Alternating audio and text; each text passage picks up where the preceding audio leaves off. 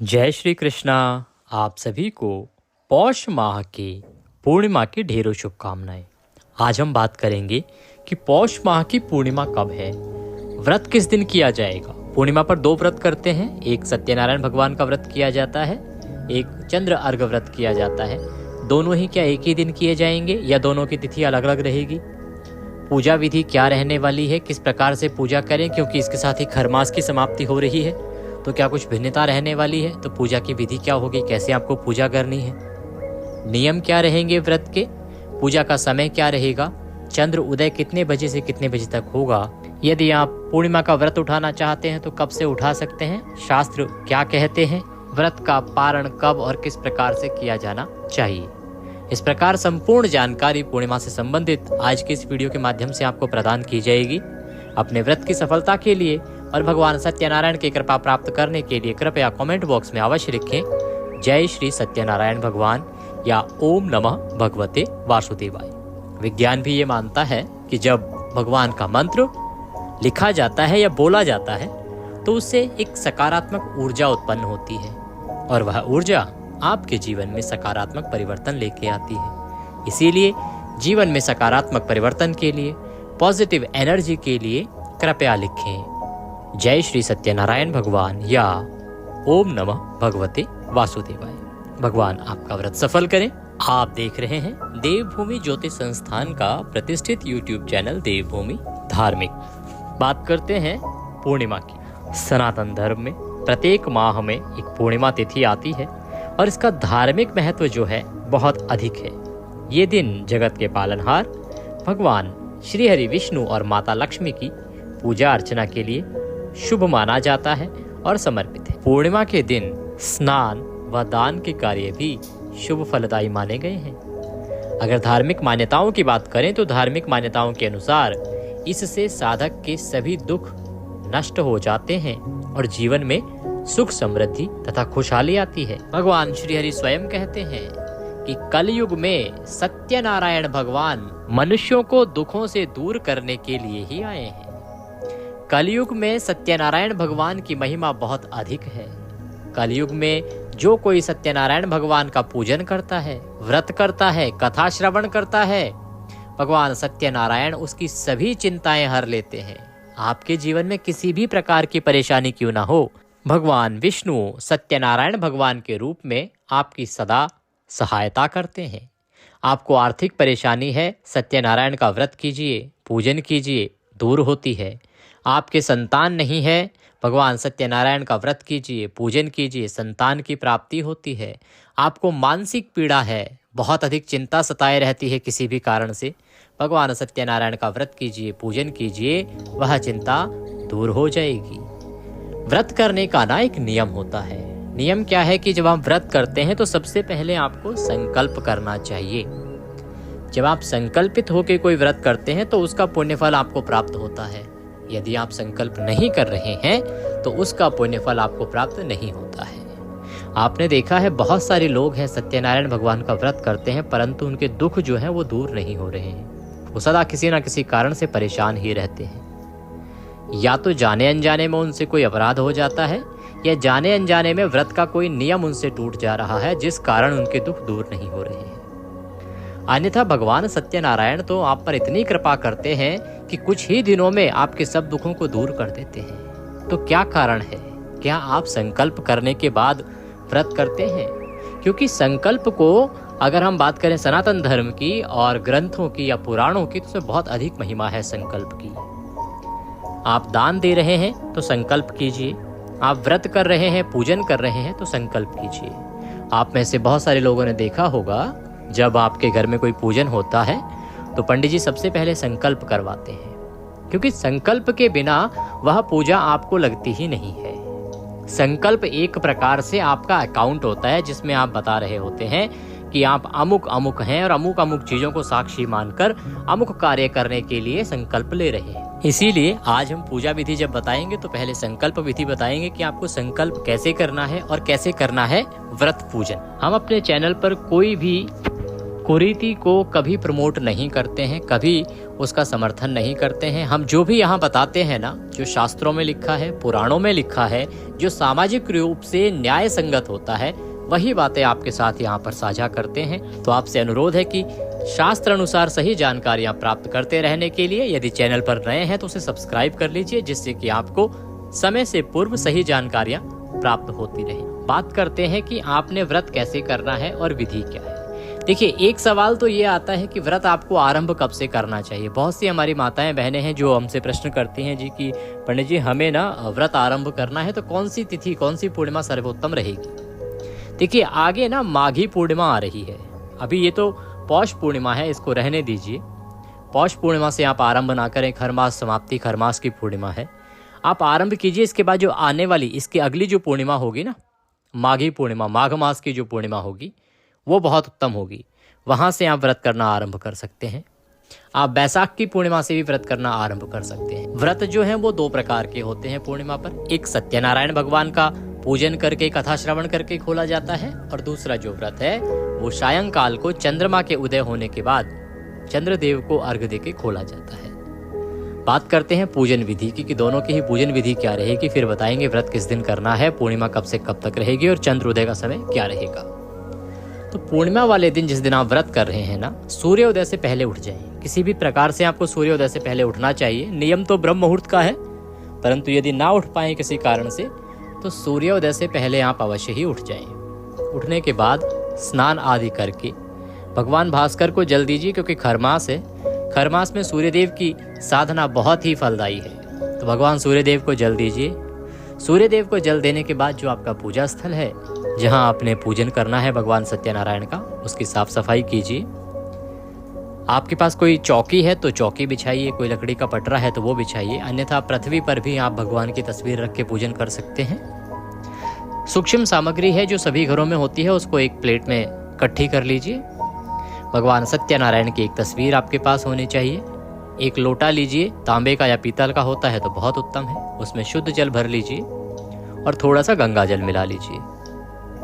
रौली होनी चाहिए आपके पास, थोड़ी सी मौली ले लीजिए, कलावा जो आप बांधते हाथों में, फूल और फूल माला, धूप और देसी घी की गोल बाती वाला दिया।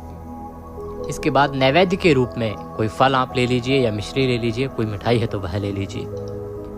एक अचूक उपाय आपको बताते हैं पान की बीड़े का, तो उसके लिए एक पान का पत्ता लीजिए, लौंग, इलायची, सुपारी ये साथ में रख लीजिए। भगवान सत्यनारायण को जो भोग लगता है, भोग में इस दिन पंजीरी बनाई जाती है और पंचामृत बनाया जाता है। भगवान सत्यनारायण को इसी का भोग लगाया जाता है। पंचामृत और पंजीरी कैसे बनानी है इसकी विधि हम आगे आपको बताएंगे। अगर आपको नहीं आती है तो अभी इसी वीडियो में आगे हम उसको बताएंगे, उसको सुनिएगा। उस प्रकार से आपको भगवान का भोग तैयार करके रख लेना है और फिर आपने पूजा आरंभ करनी है। आसन लगा के बैठ जाइए। पूर्व दिशा की ओर मुंह करके बैठिए या उत्तर दिशा की ओर मुंह करके बैठिए, सर्वोत्तम रहेगा। अगर आप पश्चिम की ओर भी करके बैठते हैं किसी कारणवश, मजबूरी में, क्योंकि सभी जगहों पर जगह हो पूर्व की ओर मुख करके पूजा करने की संभव नहीं है, तो आप दक्षिण को अलावा बाकी दिशाओं में मुंह करके बैठ सकते हैं। परंतु यदि पूर्व दिशा की ओर मुंह करके बैठते हैं तो सर्वोत्तम रहेगा। सबसे पहले हम व्रत का संकल्प करेंगे, फिर हम पूजन आरंभ करेंगे। तो अपने सीधे हाथ में जल लीजिए, जो लोटे में जल है उसमें से 1 चम्मच से जल ले लीजिए अपने सीधे हाथ में। पुष्प उसमें रखिए और दक्षिणा के रूप में 1 रुपए का सिक्का कम से कम रखिए, अधिक जो भी आप रखना चाहें वो रख सकते हैं। 3 बार बोलिए ओम श्री विष्णु, ओम श्री विष्णु, ओम श्री विष्णु। अपना नाम, जिस स्थान पर बैठकर आप संकल्प कर रहे हैं ना, वहाँ का मकान नंबर, क्षेत्र का नाम, शहर का नाम, पौष मासे पूर्णमस्यायाम पुण्यतिथियो अमुक वासरे अमुक कार्य सिद्ध्यर्थाय पूर्णिमा व्रत पूजनम संकल्पम संकरिष्ये।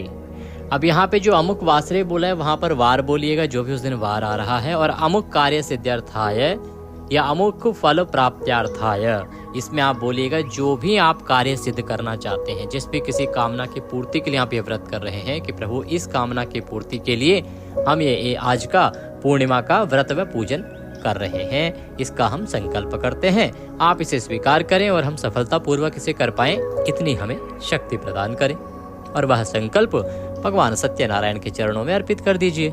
इसमें जो दक्षिणा है वो आपको ब्राह्मण को देनी चाहिए। आप अगर भेजना चाहते हैं तो हमारे नंबर्स जो हैं वो दिए गए हैं, जानकारी दी गई है, डिस्क्रिप्शन बॉक्स में भी जानकारी दी गई है, आप दक्षिणा वहां पर भेज सकते हैं।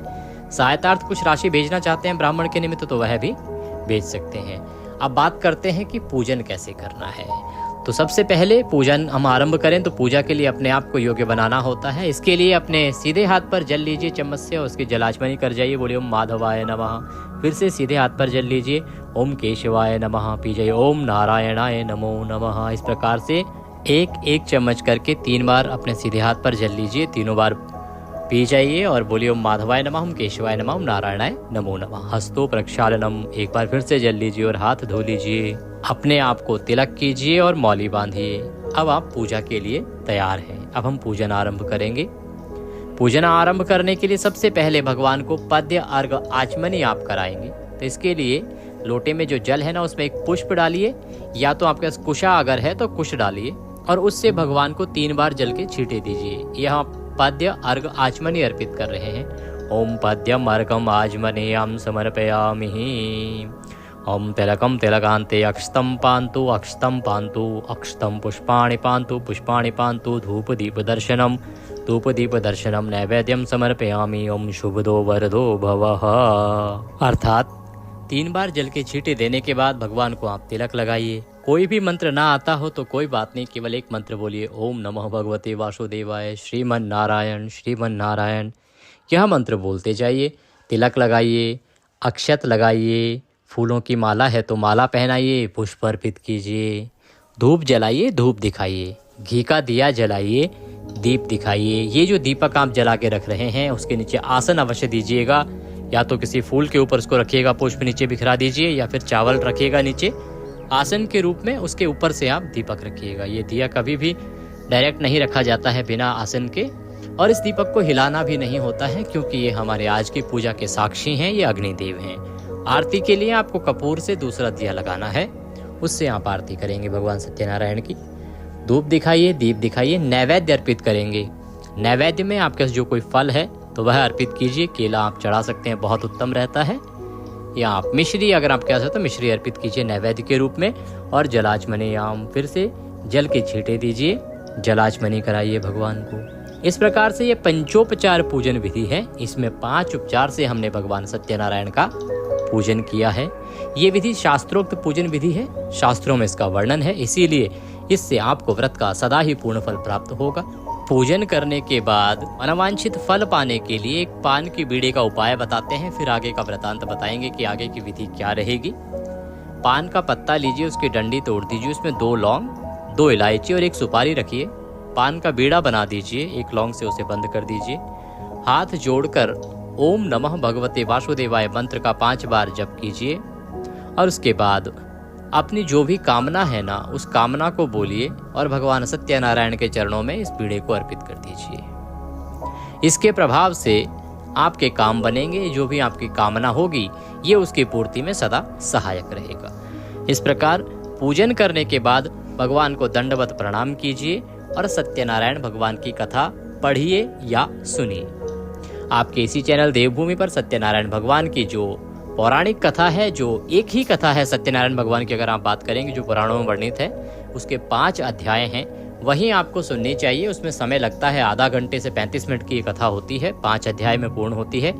आजकल YouTube पर छोटी छोटी उसकी क्लिप्स बना दी गई हैं या उसको बहुत ही छोटे छोटे टुकड़ों में बांट के भी सुनाया जा रहा है, वो उचित नहीं है। आपको भगवान सत्यनारायण की पूर्ण कथा ही सदा सुननी चाहिए।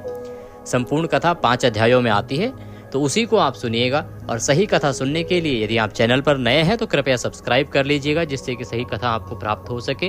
हम पूर्णिमा से पहले ही कथा का वीडियो अपलोड कर देंगे, आप उसे सेव करके रख लीजिएगा और पूर्णिमा के पूजन वाले दिन आप उस कथा को चला के सुन लीजिएगा। ये हम आपको इसलिए बता रहे हैं क्योंकि YouTube पर आजकल ना बहुत सारे उन लोगों के चैनल भी धार्मिक हो गए हैं जो पंडिताई में हैं भी नहीं या जिनको इस बारे में ज्ञात भी नहीं है कुछ, वो कहीं से कुछ भी कॉपी कर रहे हैं और किसी भी कथा को पूर्णिमा की कथा कह के प्रचारित कर रहे हैं, प्रसारित कर रहे हैं। तो उससे आपको बचना है, क्योंकि आप बड़ी मेहनत से व्रत करते हैं और उन लोगों के कारण आप कोई गलत कथा सुन के अगर आप अपना व्रत पूर्ण कर लेते हैं तो वह सही नहीं रहेगा। तो आप कृपया सही कथा ही सुने। YouTube पर देखिए जानकारियाँ बहुत अच्छी हैं, परंतु कौन सा चैनल आप चुन रहे हैं इस पर निर्भर करता है। तो आप इसमें सावधानी बरतिए कि जिस चैनल को आप सुन रहे हैं क्या वो सही जानकारी दे भी रहे हैं, या ऐसा तो नहीं कि किसी भी चीज़ को कुछ भी बना के आपके सामने पेश कर दिया जा रहा है। तो सत्यनारायण भगवान की कथा सुनिए और उसके बाद भगवान की आरती कीजिए। आरती करने के बाद हम भोग लगाएंगे। भोग लगेगा पंजीरी का और पंचामृत का। पंजीरी कैसे बनानी है, 1 कटोरी आटा लीजिएगा। 1 कटोरी आटा आपको भूनना है। आप जो भी आपका कढ़ाई है, पैन है जिसमें आप भून सकते हैं, उसमें थोड़ा घी डालिए और उसके बाद उसमें आटा आपको सेकना है जब तक कि वो ब्राउन नहीं हो जाता। सिम करके गैस को और उस पर सेकेगा, अन्यथा वो जल जाता है। सिम आंच पे आपको, मध्यम आंच पे उसको सेकना है। उसके बाद उसमें थोड़ा सा बूरा मिलाना है आपको। बूरा मिलाने के साथ ही आप कुछ ड्राई फ्रूट्स भी उसमें डाल सकते हैं। इस प्रकार से ये पंजीरी बन के आपके तैयार हो जाएगी। जब ये पूरी ब्राउन कलर की हो जाए तो समझ लीजिए कि ये बन गई है। इसमें से खुशबू भी आने लगेगी, उससे भी आप पहचान सकते हैं। पंजीरी बनाने के बाद आपको पंचामृत बनाना चाहिए। पंचामृत किस प्रकार से बनता है, थोड़ा सा कच्चा दूध लीजिए, थोड़ा सा उसमें दही डालिए, थोड़ा सा उसमें शहद डालिए, शक्कर डालिए और घी डालिए। गाय का घी मिलता है तो उत्तम है। इस प्रकार से इन 5 चीज़ों को मिलाइए एक बर्तन में। ये होता है पंचामृत, जो 5 चीज़ों से मिलकर बना होता है। 1 कटोरी में इसको रखिए। एक प्लेट में भगवान के लिए पंजीरी रखिए और छोटे छोटे पीसेस केले के काट लीजिए और यह थाली भगवान के सामने भोग के रूप में रखिए। इसमें एक तुलसी का पत्ता रखिए, तुलसी दल के रूप में। पर्दा कर दीजिए और भगवान से प्रेम पूर्वक भोजन का निवेदन कीजिए। प्रेम पूर्वक भगवान से निवेदन करेंगे, भगवान अवश्य ही भोग लगाएंगे और भोजन ग्रहण करेंगे। भोग लगाने के बाद भगवान को जलाचमनी कराइए और वह थाली उठा के बाकी प्रसाद में मिला दीजिए। इसके साथ ये सत्यनारायण भगवान का आज का पूजन यहाँ पर समाप्त हो जाएगा। आप भगवान को प्रणाम कीजिए। इसके बाद आपको प्रसाद ग्रहण करना है। जब भी आप भोजन करेंगे तो पहले सत्यनारायण भगवान का वह प्रसाद जो है ना, उसको ग्रहण करेंगे, पंजीरी, केला और पंचामृत। उसके बाद ही आप भोजन ग्रहण करेंगे। इसका आपको विशेष रूप से ध्यान रखना चाहिए। दिन के नियमों की बात करें तो भगवान के चरणों में मन को लगाते हुए दिन को व्यतीत कीजिए। आपके जो भी दैनिक कार्य हैं, आप अगर जो माताएं बहनें हाउस वाइफ हैं तो वो काम आप करिए आराम से, प्रेम पूर्वक। अगर आप कहीं कार्यालय जाती हैं, ऑफिस रोजगार से जाती हैं, तो वहाँ पे अपना काम कीजिए। बस मन से तन से शुद्ध रहना है। किसी पर अपशब्द प्रयोग नहीं करने हैं, किसी के साथ गुस्सा नहीं करना है, किसी का अहित नहीं करना है।